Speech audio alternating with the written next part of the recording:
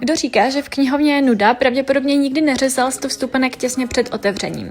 Ahoj, já jsem Karolína a vítám tě u dalšího vlogu z knihovny.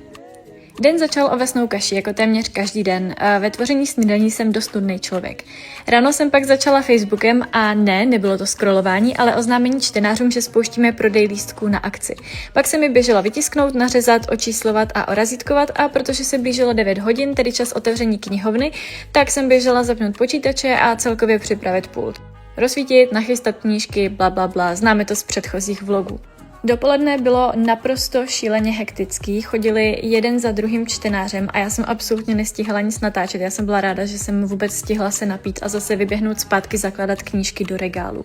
Taky jsem měla pocit, že celý den trávím ve skladu mezi knihami, které pamatují víc než já, ale čtenáři je z nějakého důvodu chtějí. Takže mi se najdi a přinést dokola asi tak 100krát. Jo, vybíhat schody hezky výtahem, jenomže výtah je tady velmi používaný, takže občas se vyplatilo prostě si je vyběhnout nahoru a dolů, než čekat, až přijede výtah zase zpátky.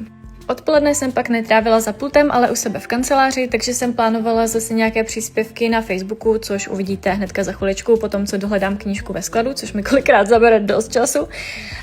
No takže plánování příspěvků na Facebook, protože i knihovna má content plán, když ho zrovna nezapomenu. Chodila mi hromada rezervací do e-mailu, takže ty jsem v průběhu dne musela vyřizovat, dávat na stranu ty vstupenky se jmény čtenářů, takže to byla taková ta věc, která vám prostě zabere hromadu času.